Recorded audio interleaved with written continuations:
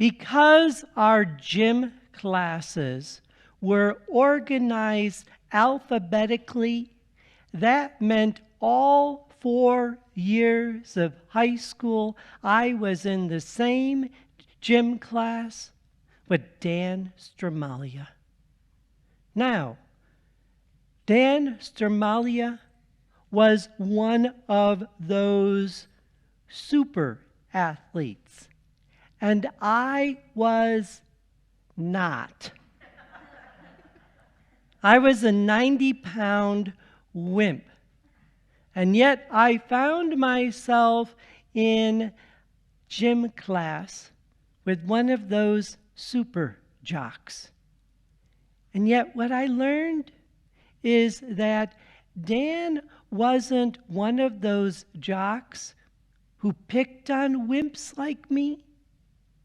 He was one of those jocks who actually worked at motivating me, inspiring me, building me up. I mean, I think that's what made him such a great athlete, because he really knew how to bring out the best in everyone, especially other members of his team.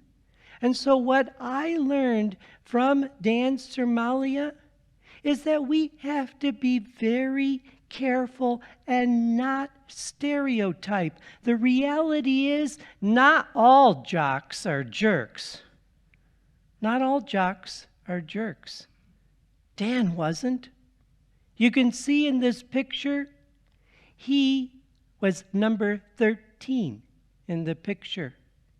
He was the quarterback of the varsity football team. Oh, he was also in varsity baseball. I mean, this guy was an athlete. Is in the gym class, you'll never guess who was typically the last one picked to be on one of the teams. Yeah, probably this 90-pound wimp.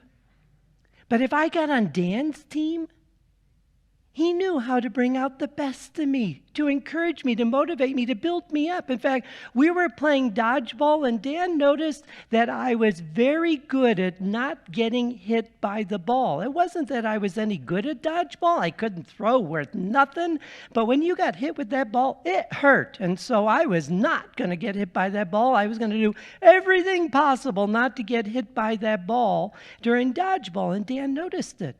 But he was the quarterback of the football team. He was incredible at throwing that ball. So he was a primary target.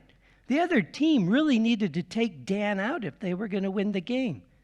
So Dan figured that out, and he said to me, he says, look, you need to make yourself the target.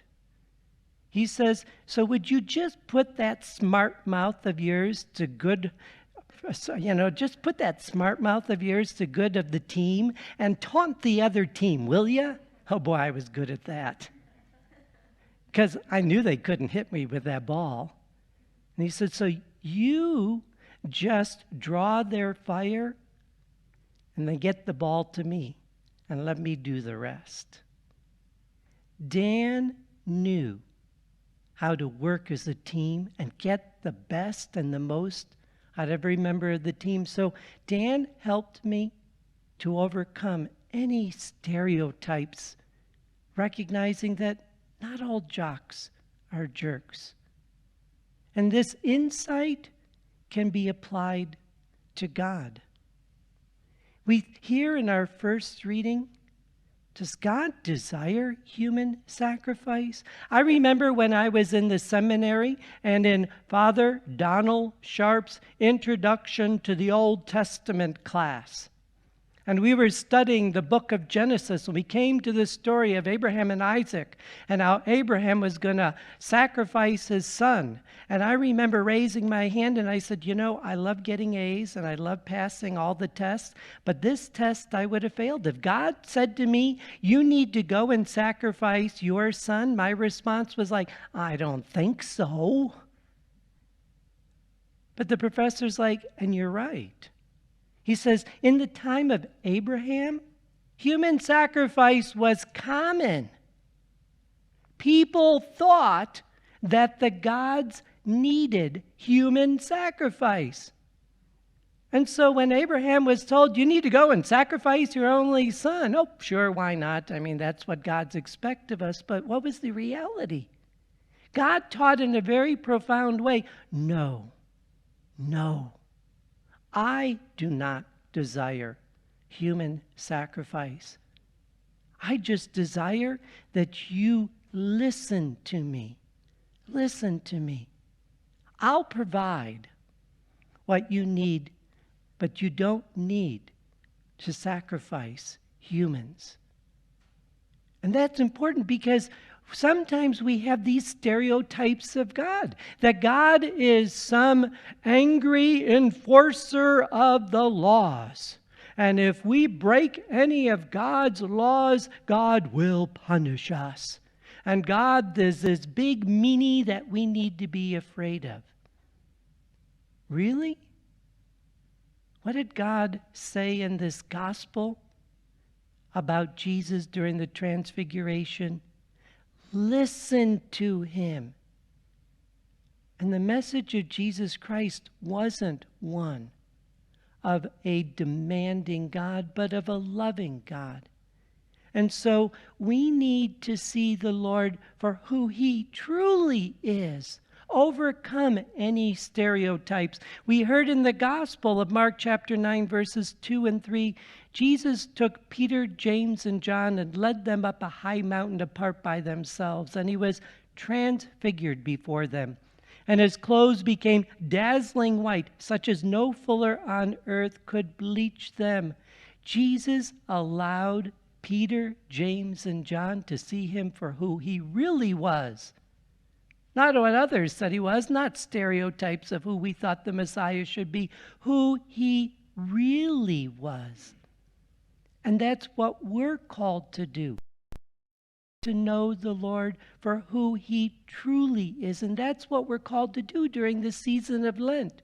We're called to go apart by ourselves. Like the Lord took Peter, James, and John apart by themselves, we're called to go apart by ourselves, to have a desert experience this Lent, to spend time really getting to know Jesus, to really getting to know Jesus for who he is. And when we truly get to know Jesus, we're going to learn, as St. Paul said in his letter to the Romans chapter 8, verse 31, God is for us. God is for us, not against us. God does not want us to fail. God wants us to succeed.